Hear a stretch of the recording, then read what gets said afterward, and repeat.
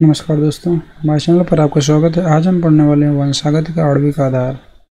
वंशागति का आणविक आधार होता है आनुवंशिक पदार्थ। आनुवांशिक पदार्थ ही क्या होता है? वंशागति का आणविक आधार होता है। अब ये जानिए कि आनुवंशिक पदार्थ क्या होता है। तो जनरली हम ये कह सकते हैं कि आनुवंशिक पदार्थ का मतलब ये होता है वे पदार्थ जो एक पीढ़ी से दूसरे पीढ़ी में ट्रांसफ़र होते हैं, वो क्या कहलाते हैं? आनुवंशिक पदार्थ कहलाते हैं। या ये कह सकते हैं कि वो विशेष लक्षणों को माता पिता से संतानों में पहुंचाते हैं, वो क्या कहलाते हैं? आनुवंशिक पदार्थ कहलाते हैं।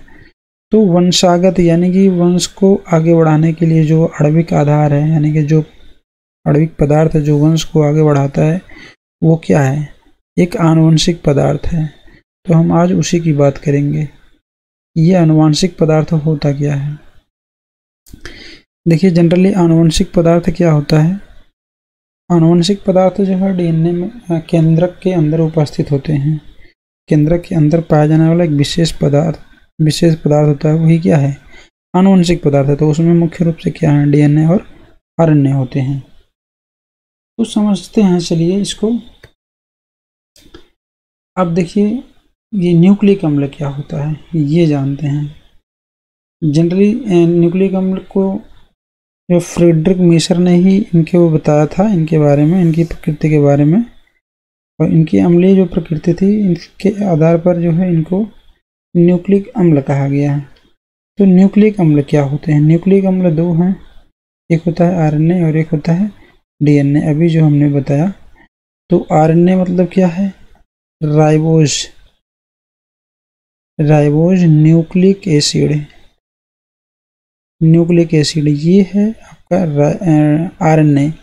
और डीएनए होता है डीऑक्सी राइबोज न्यूक्लिक एसिड। ये होता है डीएनए।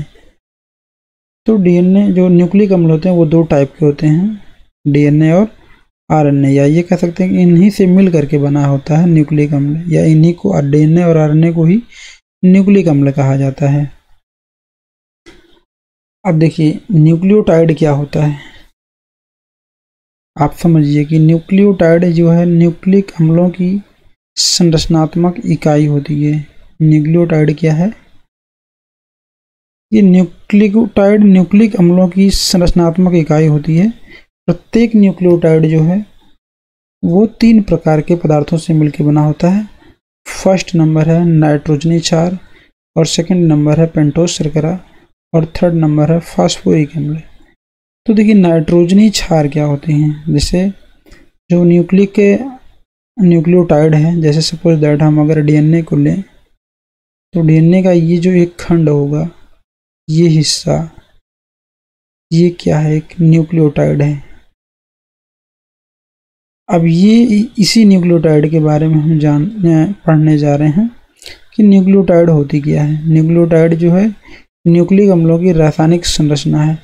अब न्यूक्लिक अम्ल क्या है वो आपने पीछे देख लिया, डीएनए और आरएनए। ये डीएनए या आरएनए जो है ये क्या होते हैं? न्यूक्लिक अम्ल होते हैं। अब देखिए, न्यूक्लियोटाइड न्यूक्लिक अम्लों की संरचनात्मक इकाई होती है। अब न्यूक्लियोटाइड किससे मिलके बने होते हैं? 3 पदार्थों से मिलके बने हैं। एक नाइट्रोजनी क्षार है, एक पेंटोस शर्करा है, एक फास्फोरिक अम्ल। नाइट्रोजनी क्षार में 2 चीज़ें होती हैं, एक होता है प्यूरिन और दूसरा होता है पिरीमिडीन। ये नाइट्रोजनी क्षार के ही पार्ट हैं। अब प्यूरिन में क्या क्या चीज़ होता है? ए और जी, यानी कि एडेनिन और जी से गुआनिन होता है। और पिरीमिडीन में क्या है? टी से है थायमिन, सी से है साइटोसिन और यू से है यूरेसिल। ये 3 क्षार हैं नाइट्रोजनी क्षार। ये पिरीमिडीन में पाए जाते हैं। और प्यूरिन में 2 नाइट्रोजनी क्षार हैं, एडेनिन और गुआनिन। पिरीमिडीन में 3 नाइट्रोजनी क्षार हैं, थायमिन, साइटोसिन और यूरेसिल। तो ये 3 नाइट्रोजनी क्षार पाए जाते हैं किसमें? पिरीमिडीन के अंतर्गत।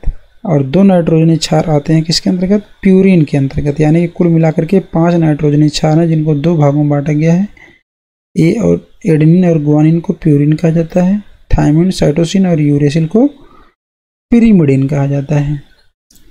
अब देखिए जो तीसरी चीज आती है वो क्या है, पेंटोस शर्करा। अब देखिए पेंटोस शर्करा क्या होती है, ये 2 प्रकार की होती हैं। पेंटोस शर्करा जो होती हैं ये 2 प्रकार की होती हैं। एक होती है राइबोस शर्करा, एक होती है राइबोस शर्करा और दूसरी होती है डीऑक्सी राइबोस शर्करा। जो पेंटोस शर्कराएं होती हैं ये 2 प्रकार की होती हैं, राइबोस शर्करा और डीऑक्सी राइबोस शर्करा। अब ये किस आधार पर होती हैं, ये इसमें उपस्थित न्यूक्लिक अम्लों के आधार पर होती हैं या उसमें उपस्थित प्रोटीन के आधार पर होती हैं ये पेंटोस शर्कराएं। अब जो तीसरा नंबर है वो क्या है, फास्फोरिक अम्ल।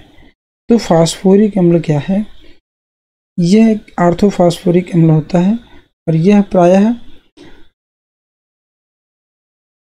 फास्फेट के रूप में पाया जाता है। जो फास्फोरिक अम्ल होता है ये फास्फेट के रूप में पाया जाता है, ये उसी पर मौजूद होते हैं। तो जनरली देखिए अब हम उसको समझते हैं। यहाँ पे इसकी जो रासायनिक संरचना है, देखिए ये हिस्सा दिखाया गया है पूरा, ये क्या है, एक न्यूक्लियोटाइड है। इस न्यूक्लियोटाइड में क्या क्या आ रहा है, हमने बताया था ना 3 चीजें आती हैं। एक शर्करा आती है पेंटोस शर्करा। पेंटोस शर्करा में या तो डीएनए होगा या फिर ये मतलब डीएनए का मतलब या तो डीऑक्सी राइबोस शर्करा होगी या राइबोस शर्करा होगी। और एक भाग क्या है, एक तो पेंटोस शर्करा हो गई और एक क्या है, फास्फोरिक अम्ल है जो देखिए पी से यहाँ पे दिखाया गया है और जो यहाँ पे जो जी से दिखाया गया है।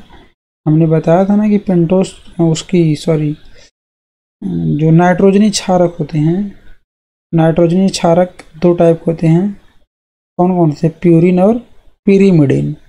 तो प्यूरिन में एडेनिन और गुआनिन, यानी कि ये गुआनिन हो गया और ये एडेनिन, ये दोनों किस में आते हैं, प्यूरिन में आते हैं। और पिरिमिडिन में कौन है, थायमिन है, साइटोसिन है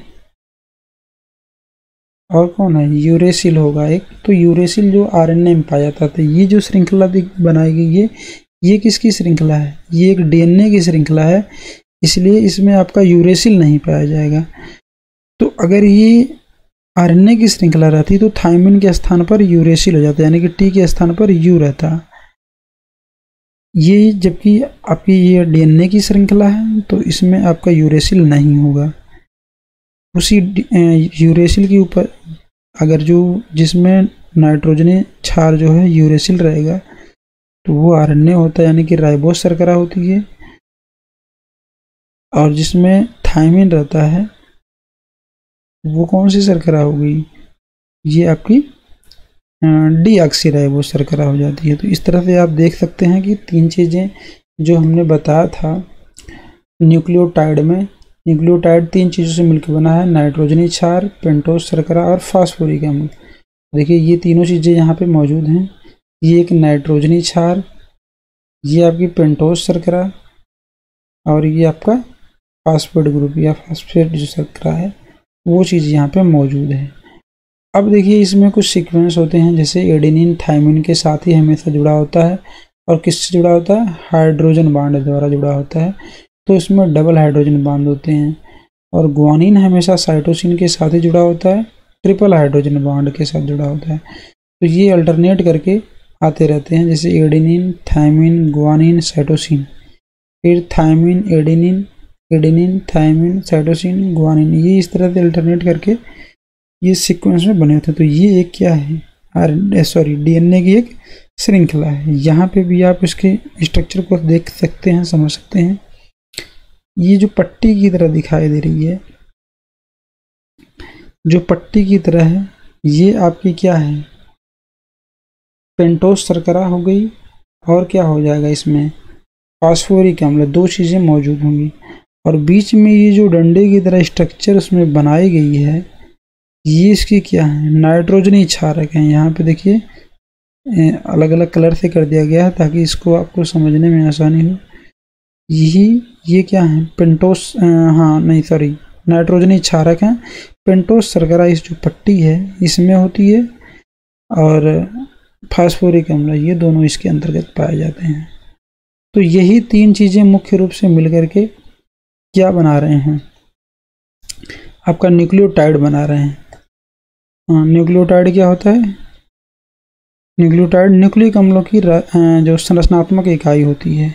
और न्यूक्लिक अम्ल क्या है, डीएनए और आरएनए, ये क्या है, न्यूक्लिक अम्ल है। तो आपको जो है काफ़ी जो समस्याएं हुई होंगी पहले इसको पढ़ने में, अब वो दूर हो गई होंगी। अगर फिर भी ना समझ में आए तो आप वीडियो को रिवाइज कर सकते हैं, या इससे रिलेटेड कोई क्वेश्चन हो तो आप हमसे दोबारा पूछ सकते हैं। वीडियो पसंद आया हो तो लाइक और सब्सक्राइब अवश्य करें और अपने दोस्तों को भी शेयर करें। Thank you.